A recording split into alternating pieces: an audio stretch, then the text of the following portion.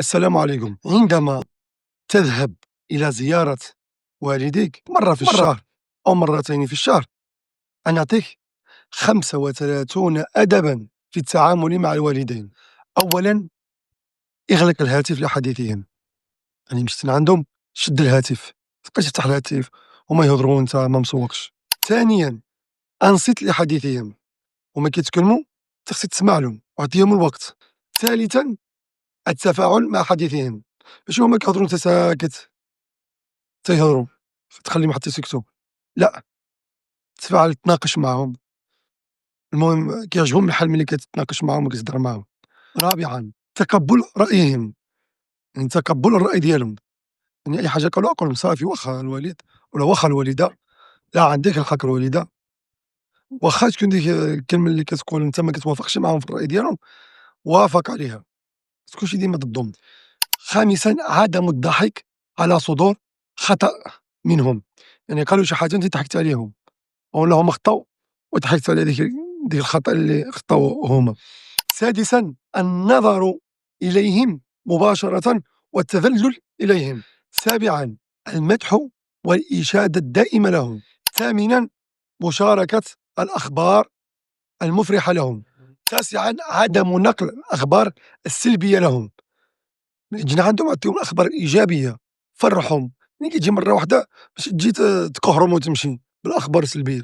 عاشرًا، عدم إظهار التعب والتضجر أمامهم، يعني ملي تمشي جالس معوّض، ماشي تمشي ممدود راه مخدّة ولا ما فيك اللي يهدر ولا فيك النعاس، لأ امشي واخا أنت تعبان بين راسك بأنك ماشي تعبان، راه مزيان، باش هما يفرحوا ويجلسوا معاك، ماشي يقولوا هذا تعبان وصافي نخليوه يمشي ينعس، صافي ملي تنعس تفيق تمشي في حالك.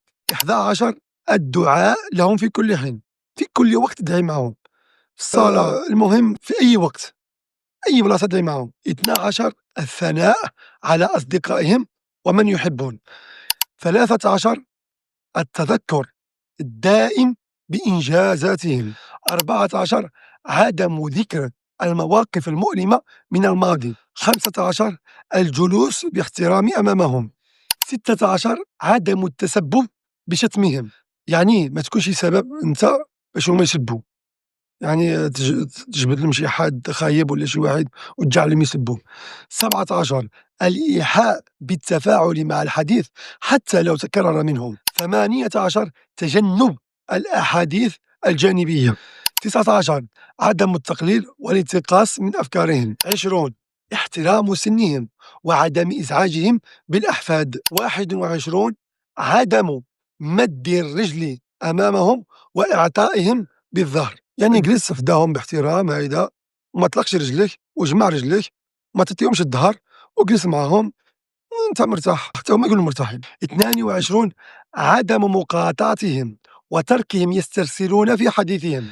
23، عدم معاقبة الأحفاد أمامهم. 24، تقبل النصائح والتوجيهات منهم. 25، السيادة لهم في حضورهم. 26، عدم تحديق البصر بهم. 27، عدم رفع الصوت عليهم. 28، عدم الأكل قبلهم. 29، عدم المشي قبلهم أو أمامهم. 30، الافتخار بهم وإن لم يكونوا أهلًا لذلك. 31، تقديمهم على كل شيء وعلى كل الناس. 32، خدمتهم قبل أن يطلبوا ذلك. 33، الدوام على زيارتهم وعدم الغضب منهم. 34، انتقاء الألفاظ الحسنة والحوار معهم. 35، مناداتهم بأحب الأسماء إليهم. شارك هذا المقطع بين أصدقائك الدال على الخير كفاعله. أنت عارف وقارئ وعارف هذا الأدب، هذا التعامل مع الوالدين كاملين، وصيفط من شي واحد اللي ما قاريش وما واعيش، وصيفط له هذا الفيديو باش يتوعى ويتعامل مع الوالدين ديالو مزيان. هذيك الأجر مع الله عز وجل، الدال على الخير كفاعله.